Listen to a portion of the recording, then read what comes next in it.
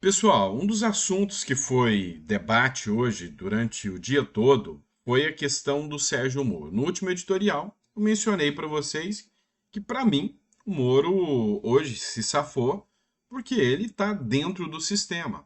Eles viram que o Moro não é uma ameaça mais ao sistema. Se fosse o Moro de antes, o Moro juiz, hoje ele estava defenestrado dentro da política. Isso gerou reações tanto dentro do espectro dos apoiadores do ex-presidente Bolsonaro, no espectro político também. Alguns fizeram elogios e parabenizaram o Sérgio Moro, como a Damares, entre outros. Outros já foram mais críticos, dizendo que não, que Sérgio Moro já não é mais o homem que foi outrora. Na sua posição, o que você acha sobre isso? Tem alguns pontos que a gente tem que refletir, né? O TSE rejeitou a cassação do Sérgio Moro por unanimidade e a figura central dessa história foi o ministro do Supremo Alexandre de Moraes. Por que o Alexandre de Moraes? Tanto é que eles anteciparam o julgamento desse caso do Sérgio Moro, porque dia 3 de julho agora, junho, o ministro do Supremo Alexandre de Moraes deixa a presidência do TSE. E o Alexandre de Moraes queria articular essa votação do Sérgio Moro. E, sabe, todo mundo já tinha visto que a chance do Sérgio Moro ser cassado era pequena. Só que alguns pontos começaram a ser levantados agora. Por exemplo, o próprio Moraes elogiou muito o Sérgio Moro e o comportamento do Sérgio Moro. Lembrando que é o TSE, tá, pessoal? Não é o STF, tá? Moraes, ao votar contra a cassação de Moro, eu sei o que é ser ameaçado pelo PCC. Olha só.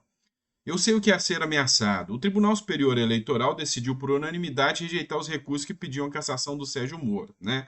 Para Moraes, gasto com segurança não é gasto eleitoral e, portanto, não deve ser usado na soma para avaliar abuso de poder econômico, como queria a acusação. Então, o argumento do Alexandre de Moraes a favor de Sérgio Moro foi forte. Falou o seguinte: olha, os gastos com segurança não podem ser enquadrados como gasto eleitoral. Afinal, ele era ameaçado pelo PCC. Eu sei o que é ser ameaçado pelo PCC. Dois pontos a gente analisar aqui. Ele abriu um precedente perigosíssimo. A partir de agora, todo político vai ter um monte de segurança ao seu lado e isso não vai ser caracterizado como gasto de campanha. Só que esses seguranças vão ser cabos eleitorais e não seguranças. Então, o precedente é perigosíssimo, tá? Só para deixar claro. Mas o assunto não é esse aqui, é outra discussão. A grande questão é: Sérgio Moro é um desafeto de Alexandre de Moraes, de Michel Temer, do centro ali?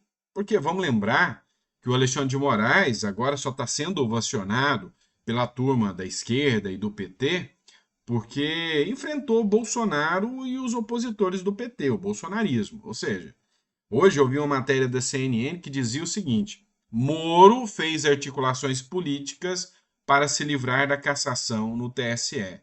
Cá entre nós, o julgamento foi no Congresso ou foi num tribunal? Se foi num tribunal, por que articulação política? O tribunal é político? Tá, a grande verdade é que a gente sabe que sim. Tá? Ontem mesmo o Mário Sabino fez uma matéria dizendo: ó, não se enganem, STF, TSE é um tribunal político. E a verdade é essa, doa quem doer. E o Sérgio Moro e Alexandre de Moraes têm uma identidade ideológica. Tá? Vamos ser sinceros aqui, que o Sérgio Moro, em momento algum, você pode caracterizar o Sérgio Moro como um candidato de direita. Tá? Não vem com essa de, o Sérgio Moro é uma representação de direita. Não. O Sérgio Moro é progressista. Todo mundo sabe disso. Tá? Ele não é aquela representação da grande direita.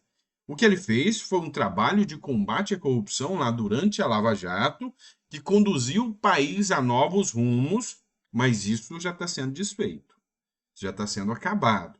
E o Sérgio Moro, antes, símbolo do combate, hoje, na minha visão, é um membro do que ele mais combateu. É isso. E aí, mas o Sérgio Moro não tem corrupção. Tá. Existem corrupções financeiras, mas existem corrupções morais também. E aí, meu amigo? falar que fez articulações políticas, interferindo para que um tribunal não desse a decisão técnica, mas fosse política, a questão moral já entra aí. Então, é mais um do sistema, tá? Elogiar o Flávio Dino, votar a favor do Flávio Dino, tudo isso, para mim, só mostra que o Moro entendeu bem como funciona o sistema e começou a jogar com as regras do jogo. O que é o seu posicionamento sobre isso? Você concorda ou acha que a imagem de Sérgio Moro continua incólume? O Moro de hoje, senador, é o mesmo Moro, juiz, com ímpeto de combater a corrupção? Ou não? O Moro entendeu e só quer salvar a sua própria imagem. Coloca no comentário que eu quero saber, tá bom? Vamos lá. Vamos criticar ainda o judiciário, né? Melhor, vou criticar o legislativo que usa o judiciário para impedir a atuação do executivo, tá? Quando a gente pega a Constituição, lá tem um princípio do check and balance. O que é isso? O princípio da separação dos poderes. Checar e balancear, tá? Ou seja, eu tenho um poder que vai checar se o outro está trabalhando certo. E quando a coisa desequilibra, tem um poder que tem que balancear isso. Check and balance. É assim que chama, tá? O que acontece? Quando um poder decide, e quem tem esse poder de decisão sobre a organização do Estado é o poder executivo. O que o poder executivo faz? Executa as ações de Estado. E o que está acontecendo hoje? Quando o poder executivo faz uma ação de Estado, o legislativo inconformado, o perdedor, vem e usa o judiciário para reverter a situação. Olha só isso aqui, isso é uma vergonha, para mim é uma pouca vergonha. Sindicato e oposição vão à justiça contra a Escola Cívico-Militar em São Paulo.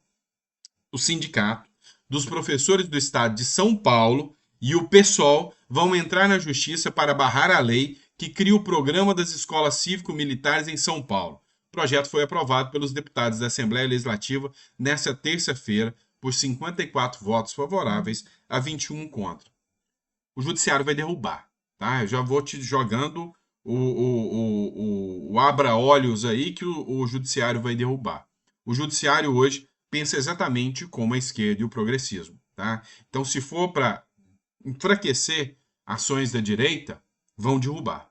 Mas por que eu estou falando isso? Pelo seguinte, hoje, o que mais se tem são professores militantes. É simples.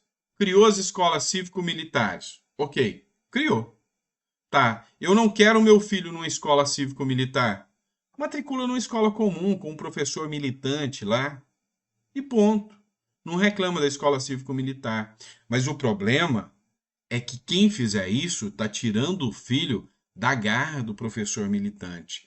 E daqui a alguns anos a eleição vai estar prejudicada porque a esquerda perdeu eleitores que foram, sabe, lobotomizados pela esquerda.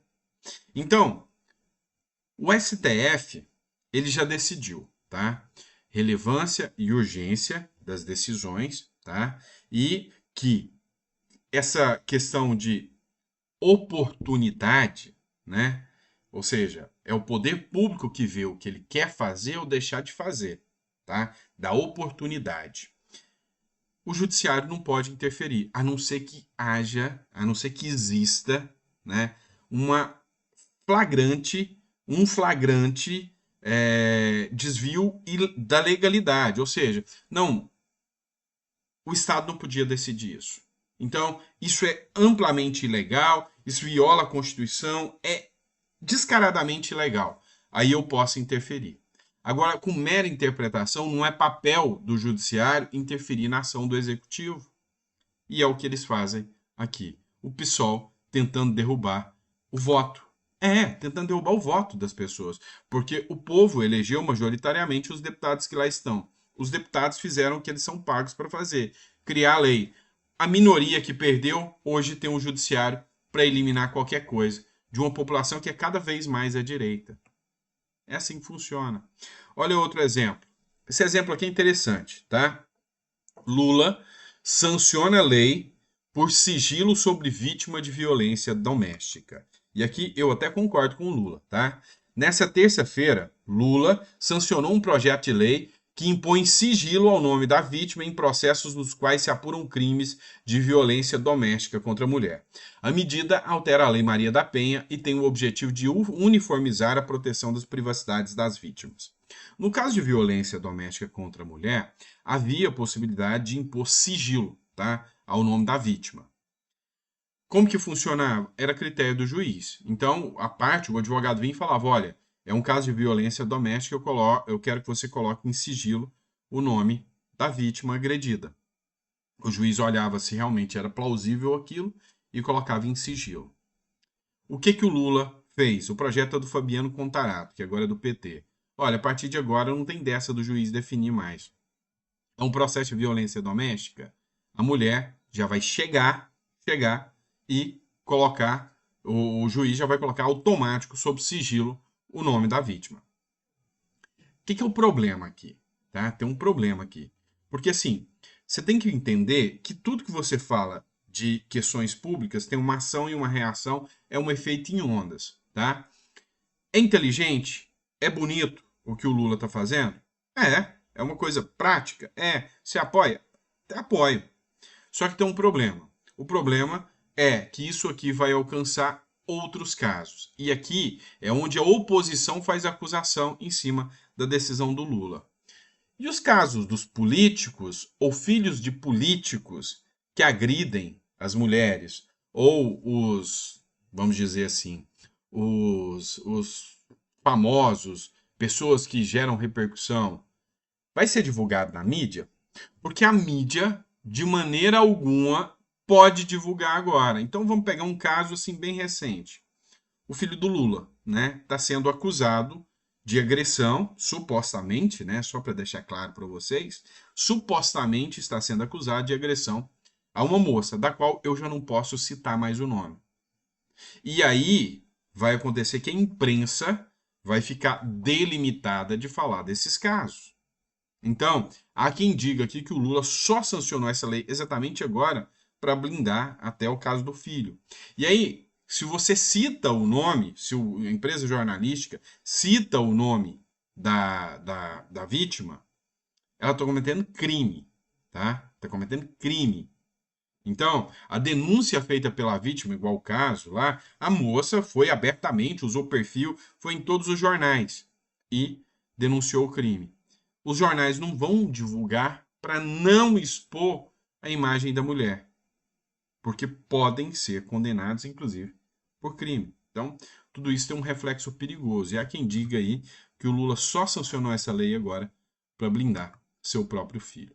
Outro caso que a gente precisa comentar, do Coronel Naime, pessoal. Tá? O Coronel Naime, para mim, foi uma das situações mais esdrúxulas que eu já vi, a manutenção da prisão dele. O Naime, ele foi chamado para prestar depoimento. No depoimento, ele ficou mais de 5 horas dando depoimento. Um ponto chamou atenção. O Coronel Naime, ele chegou a fazer elogios ao Alexandre de Moraes, mesmo depois de ter mantido ele vários dias preso, né?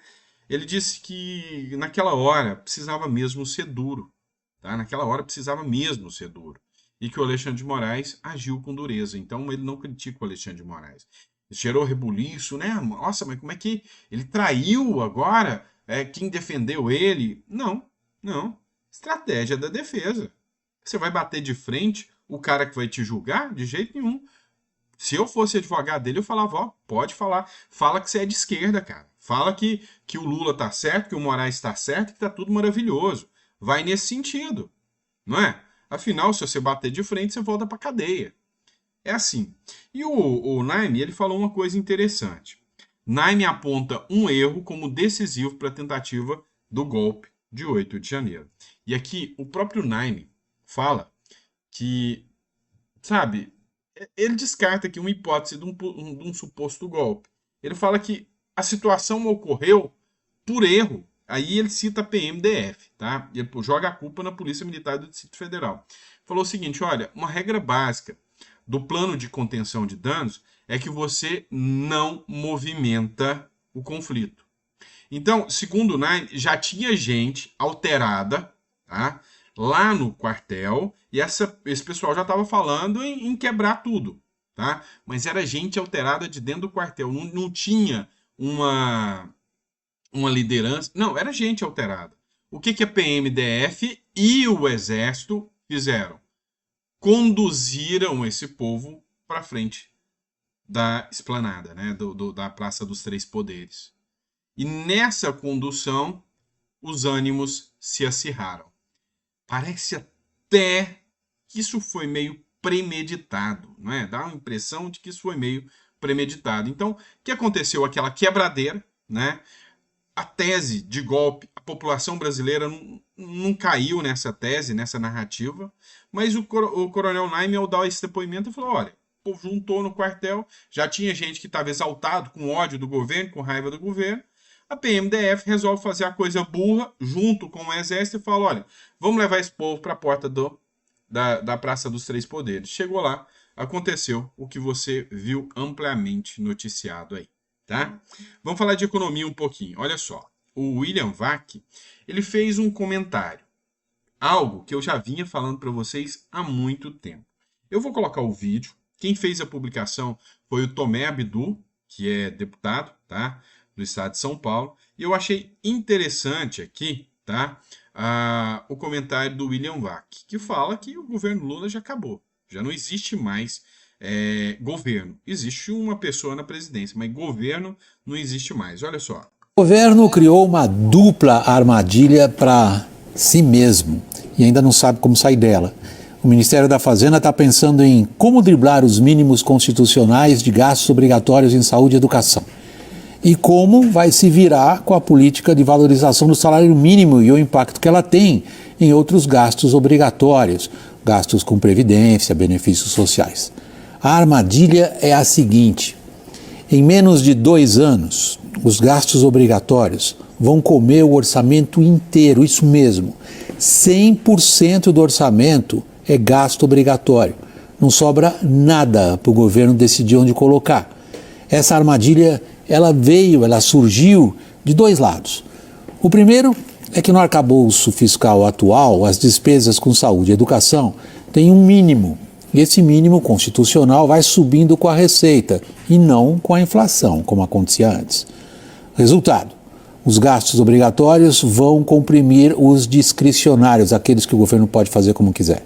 Para tornar as coisas mais difíceis, a política de valorização do salário mínimo também impacta esses gastos obrigatórios. Agora, se governar alocar recursos através do orçamento público, não vai ter orçamento para governar.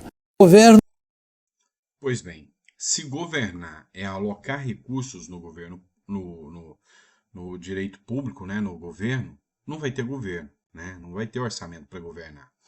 O que você precisa entender sobre isso aqui? É o seguinte: eu tenho gastos obrigatórios. O que são os gastos obrigatórios? Eu tenho que pagar todo mês, senão o Estado não anda.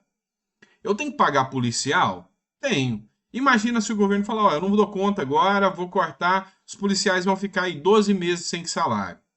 Não vai ter policial na rua, bandidagem toma conta, acabou o Estado democrático, né? Acabou tudo. Olha, eu tenho que pagar os médicos dos pronto-socorros. Imagina sem saúde, sem salário de médico.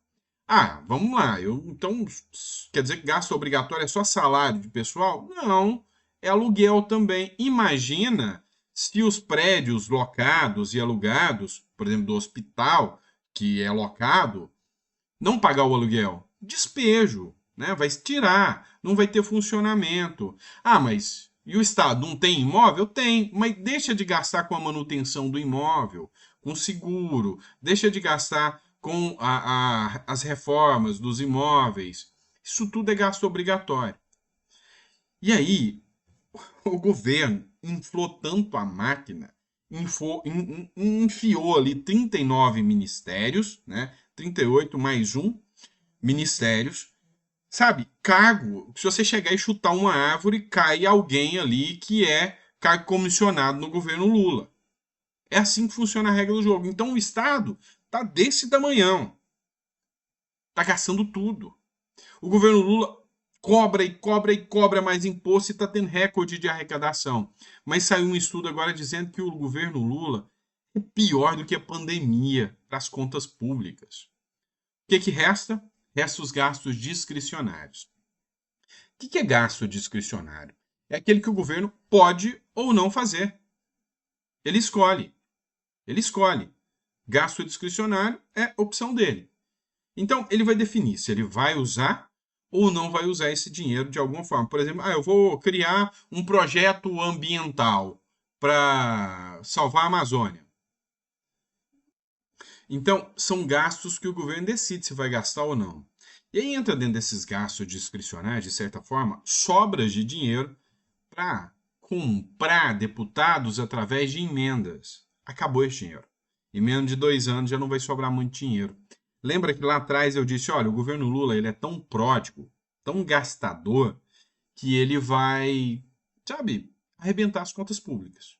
E aí não vai sobrar dinheiro mais para ter os deputados do seu lado. Pois é, o Lula está fazendo o possível agora e vai criar um rombo nas contas públicas para conseguir prefeitos. Mas não vai conseguir muito, não. Acabou essa situação dos prefeitos, aí, meu amigo, tem um problemão. Problema grande. E o problemão é que não vai sobrar dinheiro. E aí o Lula não vai ter apoio nenhum, mas absolutamente nenhum, do Congresso Nacional. E vem num ano, 2025, em que justamente vem um novo presidente da Câmara, a oposição vai tentar articular aí nova pressão com CPI, com outras questões. O presidente da Câmara vai entrar sem apoio do Lula. Meu amigo, senta, compra pipoca, o banquinho, que 2025 a política brasileira vai pegar fogo. Tem gente até falando em hipótese de impeachment aí, né? Vamos ver. Vamos estar acompanhando tudo isso, tá certo? Abraço, pessoal. Fica com Deus e até o próximo editorial.